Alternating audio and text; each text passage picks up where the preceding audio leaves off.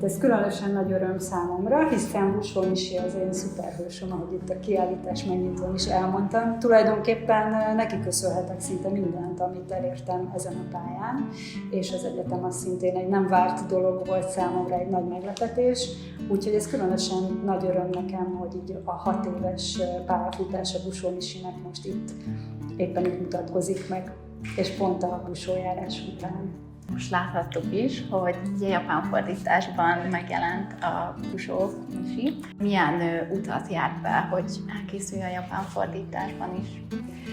Ez 2 éve indult ez a történet Bolonyában, ami megint csak egy olyan különleges állomása volt Busó Misi történetének, amire én nem számítottam, hiszen amikor megjelent ez a kötet 2020-ban, akkor abban az évben én ezt beadtam, néhány rajzot beadtam belőle egy külön bolonyai pályázatra, nem a nagy illusztrátori pályázatra, hanem ez egy külön kisebb pályázat volt, ahova beválogatták a munkát, és bár szerencsétlenül alakult, mert az volt a Covid év, ezért akkor nem tudták kiállítani, azt hiszem 2021-ben vagy 2022-ben állították ki, és szintén Bolonyában 2 éve találkozott egy japán kiadó az én könyvemmel, egy japán kiadó főszerkesztője, akinek megtetszett, hiszen a japánok kifejezetten szeretik a szörny motívumot, ezeket a nagy maszkokat, és ezt ő különlegesnek találta.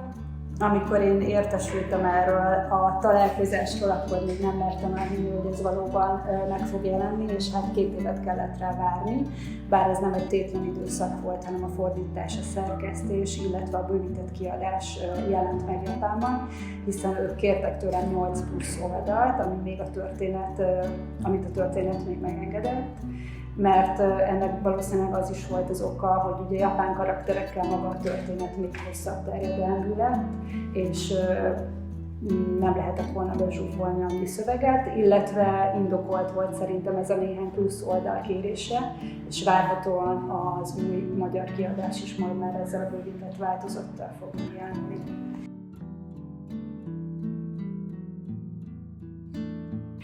Amikor a Busó mesével megkerestem a Szkolár kiadót, akkor ők rögtön azzal az ötlettel álltak elő, hogy ez ne csak egy önálló kötet legyen, hanem akkor szenteljünk a magyar tradícióknak egy-egy kötetet. Így akkor egy 10 kötetes tervben állapodtunk meg, ami aztán meg is jelent, és még egy ráadás kötet jelent meg. Ott ugye eléggé adott a téma, illetve a megközelítés és a terjedelem, tehát ott viszonylag simán ment az, hogy hogyan készítek könyvet, és azóta már megjelent vagy elkezdődött több saját sorozatom, ahol viszont más témákat próbáltam érinteni. Nagyon sokat számított az, hogy van 2 kislányom, akik azóta nagylányok lettek, tehát most egy picit ilyen szempontból bajban vagyok, hogy itt is már szinte kész felnőtt emberekkel dolgozom, és otthon is van 2 ilyenem, szóval egy kicsit hiány vagyok most a kisgyereknek, de azt hiszem, hogy mindenkinek van egy gyermeki élménye, amihez vissza tud nyúlni. Ezt igyekszem most megint előkapargatni magamból, egy picit most nehezebben megy, egyébként más dinamikában vagyok, de igen, a saját gyermeki világomból próbálok táplálkozni.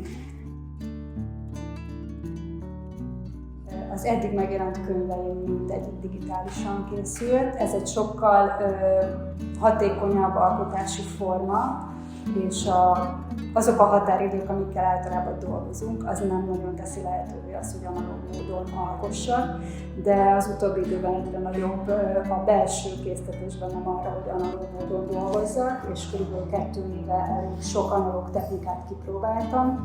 Így nem jelent még meg könyvem, de nagyon valószínű, hogy a jövőben ilyen technikával fog majd készülni könyv.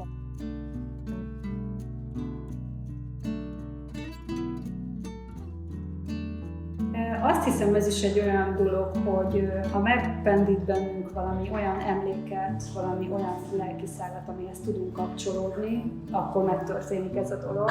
Ha nem talál akár hangulatot, akár élményt bennünk, akkor egyszerűen nem fog talajt, akkor átsuhan bennünk ez az élmény, és lehet, hogy akár később más értelmezésben tudunk hozzá nyúlni egy képhez, vagy egy mesekönyvhöz, egy történethez.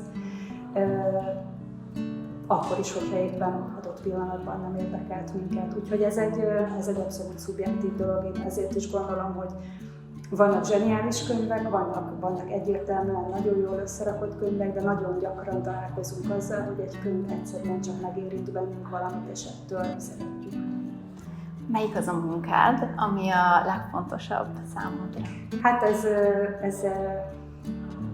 azt hiszem, hogy ezt nem fogja soha semmi túlszárnyalni, amit a Busó Misi adott nekem. Ez a kép, ami Bolognában kiállításra került, ez az egyik ilyen nagy kedvencem, de összességében ez a Busó világ, ezt nagyon kedvelem. Úgyhogy jelenleg azt hiszem, hogy emellett teszem a voksomon aktuálisan.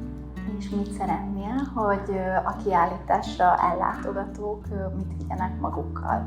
Hát, hogyha a diákokra gondolok, akkor talán azt, hogy legyenek nagyon bátrak, mint ahogy tulajdonképpen ez a könyv is arról szól, hogy ne féljünk ezektől a nagy jelmezes alakoktól, ahogy egyébként ennek az volt a kiinduló pontja, hogy amikor én először voltam a busójáráson, nagyon féltem a busóktól, pedig már felnőttként volt, vagy szinte felnőttként voltam ott. És talán valahol ezek a nagy, szőrös, maszkos alakok a belső félelmünket is szimbolizálhatják, és talán ezt kellene mindenkinek, akármilyen területen is fog dolgozni, élni, ezt át kéne ugrani, meg kéne ugrani.